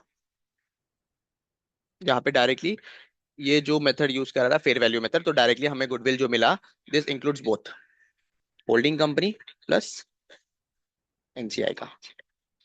यहाँ पे जो भी आएगा किसका आएगा? मेरा यहाँ पे आ जाएगा प्रोपोर्शनेट मेथड में सिर्फ और सिर्फ होल्डिंग कंपनी का। तो गुडविल कितना आया था यहाँ पे कंप्यूट करने के बाद? 1,50,000 ना सर? ये 1,50,000 belongs to holding company, right? Belongs to holding company. और यहाँ पे मुझे इम्पेयरमेंट करना है, तो हम डायरेक्टली कैरिंग अमाउंट ले लेंगे। Carrying amount was rupees 3 lakhs, rupees 3 lakhs मेरा, राइट? अब यहाँ पे जो गुडविल है, ये जो गुडविल है, गुडविल बिलोंग्स टू सिर्फ सिर्फ किसका? सिर्फ और सिर्फ किसका? होल्डिंग कंपनी का। जब होल्डिंग कंपनी का सिर्फ और सिर्फ होल्डिंग कंपनी है, तो फिर जो भी गुडविल है उसको ग्रॉस अप करेंगे। गुडविल जो है वो ग्रॉस अप करेंगे। Gross up in the sense, मुझे टोटल यहाँ पे गुडविल इंक्लूड करना है। किसका? होल्डिंग प्लस सब्सिडी का, दोनों का। किसका? होल्डिंग प्लस सब्सिडी का, दोनों का भी इंक्लूड करना है। तो फिर यहाँ पे जो 1,50,000 है, यहाँ पे जो 1,50,000 है, ये सिर्फ और सिर्फ किसका है सर? होल्डिंग कंपनी का। तो होल्डिंग कंपनी का शेयर यहाँ पे लिखा क्या मैंने? नहीं। समझ लो होल्डिंग कंपनी का 80% है यहाँ पे, और इसका 20% है। होल्डिंग कंपनी का 80% है और 20% है। तो यहाँ पे मुझे क्या करना पड़ेगा सर? यहाँ पे मुझे ग्रॉस अप करना पड़ेगा। क्यों सर? यहाँ पे हम इम्पेयरमेंट के केस में टोटल गुडविल कंसिडर करते हैं। टोटल गुडविल कंसिडर करते हैं for the purpose of carrying amount. तो यहाँ पे जो 150 है ये होल्डिंग कंपनी है सिर्फ, which is 80%, right? This is 80%, only 80%। तो इसको ग्रॉस अप करके मुझे 100% में लेके जाना है। समझ रहा है कि क्या बोल रहा हूँ?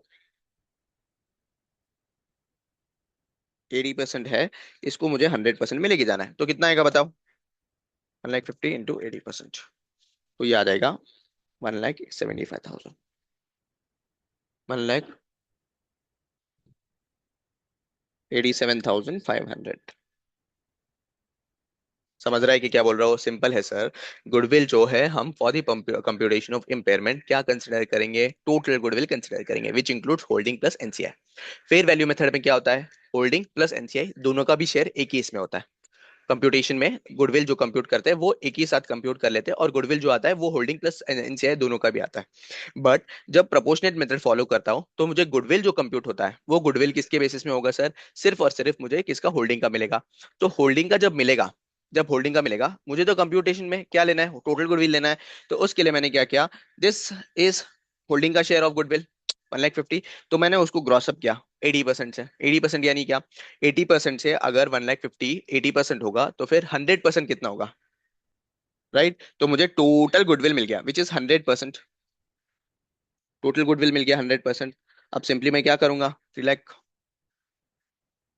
प्लस 1,87,500, तो ये आ जाएगा 4,75,100। और इसको मैं लेस कर दूंगा रिकवरेबल अमाउंट से। रिकवरेबल अमाउंट कितना है मेरा? 3,50,000। 3,50,000। अब 3,50,000 से जब लेस कर दूंगा, तो फिर मेरा यहाँ पे इम्पेयरमेंट लॉस कितना आएगा बताओ? जल्दी, 2 मिनट का सेशन बचा है सिर्फ। मेरा इम्पेयरमेंट लॉस आ जाएगा सर 3,75,000। ठीक है। अब इसको मैं बांट दूंगा किसके बेसिस में? होल्डिंग में और सब्सिडी में। होल्डिंग का 80% था, तो 80%, 1,01,000, 1,00,000, सॉरी 1,10,000, 1,10,000। इसको लेस कर दूंगा गुडविल से। किससे सर? गुडविल से लेस कर दूंगा, क्योंकि गुडविल से एडजस्ट होगा ना मेरा। 1,10,000, तो ये आ जाएगा 0। एनसीआई का मेरा, इसको कुछ नहीं करेंगे सर, इसको इग्नोर करेंगे।